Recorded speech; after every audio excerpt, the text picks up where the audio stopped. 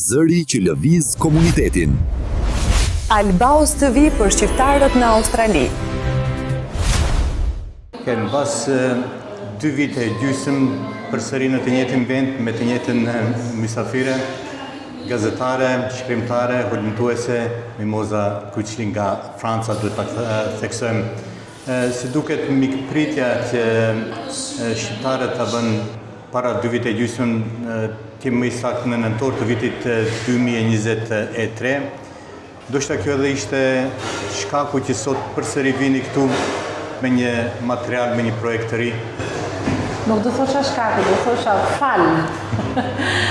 Fal takimit para 2 vite e gjysmë, po ishte një takim i këndshëm, dhe pse atmosfera apo tematika nuk ishte e njëjtë, por personazhi isha unë dhe them se komuniteti shqiptar këtu në Australi ka një tërheqje të veçantë, në këto takime. Ali Pash Tepelena, një strateg politik, sundimtar apo hero kombëtar, a ishin këto pyetjet që ju shtyn të merreni me çështjen e Ali Pash Tepelenës apo ishte diçka tjetër? Jo, në fakt nuk ishin këto, ishte heshtja që bëhet rreth figurës së Ali Pash Tepelenës.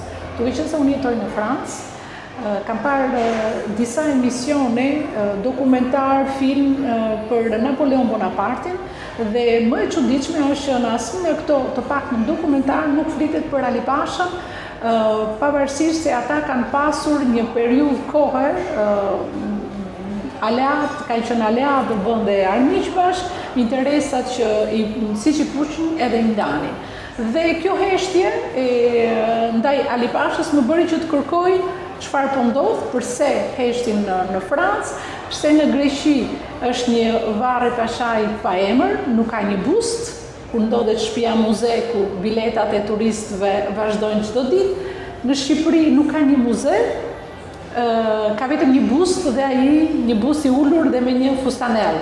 Më thënë, ka elemente i gjëra që janë kontradiktore, si që është edhe vetë Ali Pasha kontradiktore. Sa kohë ju mori kërkimi historik dhe cilat ishin burimet kryesore që i përdorët?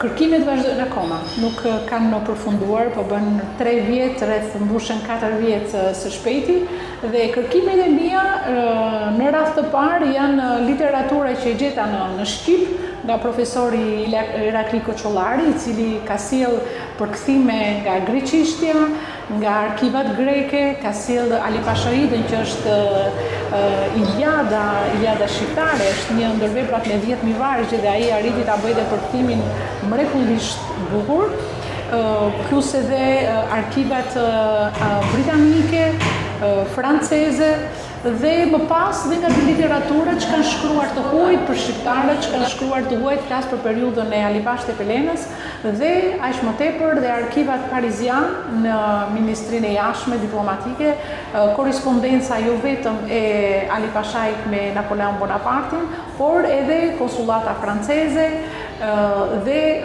dokumentacionet apo raportime apo letra të koduara, mesazhe të koduara në kohën e Ali Pash Tepelenës. A zbuluat do një fakt apo do një detaj pak të njohur që ju befasoi edhe ju?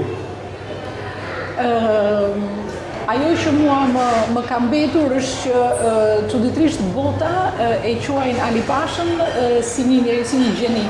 Dhe nuk është vetëm një personalitet që e thot këtë, por janë disa personalitete që nga vetë Napoleoni, nga Victor Hugo dhe nga të tjera personalitete në fushën e letërsisë dhe të historisë, kurse ne shqiptarët akoma nuk i kemi dhënë një emër, nuk i kemi vënë një emër dhe nuk i kemi vënë një muze apo një bust siç mund ta meritonte Ali Pashai dhe pa kokë. A mendoni se sundimi i tij hapi rrugën për idetë më vonshme të pavarësisë shtetit shqiptar? Natyrisht.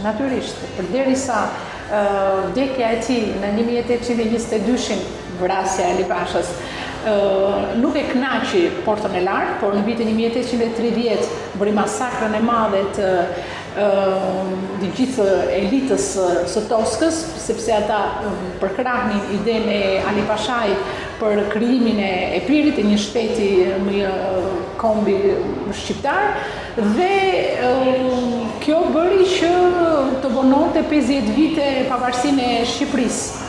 Me thënë, edhe 8 vjet pasi Ali Pasha kishte vdekur, ishin akoma simpatizantët e tij, të cilët përkranin idenë e Ali Pashës, e cila nuk u bë realitet ligjërisht. Si ndikoi ai në zhvillimet ballkanike përfshirë këtu dhe revolucionin grek? Natyrisht ai ka një rol të rëndësishëm, po të shikojmë të gjithë korrespondencat e asaj kohe, jo vetëm me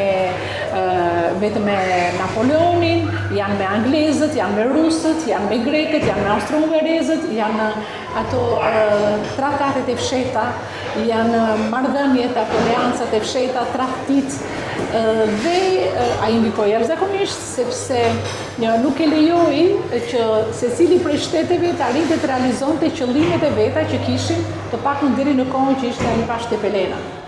Si gazetare dhe shkrimtare, si e përjetuat emocionalisht këtë hurumtim, këtë trajtim të Ali Pasha Tepelenës?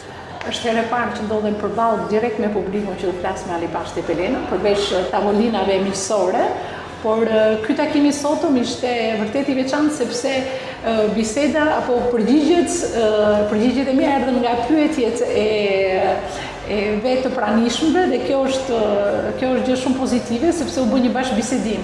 Nuk e bë thjesht vetëm rrëfimi nga ana ime i materialeve që nuk kisha përgatitur për t'i transmetuar sot. Keni erdhur dy herë në Australi, një herë për të promovuar librin tuaj dhe kësaj radhe me Ali Pasha Tepelenës. Kur do të shohim Mimozën dhe me se do të na vi? Nuk e di. Nuk e dim, ndofta se shpejti do t'i jap një dum ta përfundoj etapën e parë të projektit me Ali Pashin, me romanin që kam dëshirë që të publikohet, dhe pastaj të vazhdoj akoma sepse Ali Pasha ka akoma për të thënë. Të paktën ta si personazh historik që kam në dorë. Mimozën, të faleminderit, ne mund të flasim me orë dhe me ditë tëra për figurën e Ali Pasha Tepelenës, por me vërtet unë ju falenderoj në emër të komunitetit që ishit sot përsëri në Australi, në mesin tonë, dhe që vendosët që edhe kësaj radhe të ndani me publikun shqiptar këtu në Australi. Falenderoj shumë komunitetin, zoti Cezar që organizoi këtë së bashku me zonjën Teftaradi, dhe kënaqësi gjithmonë që të jem mes jush. Ju falenderit. Faleminderit juve.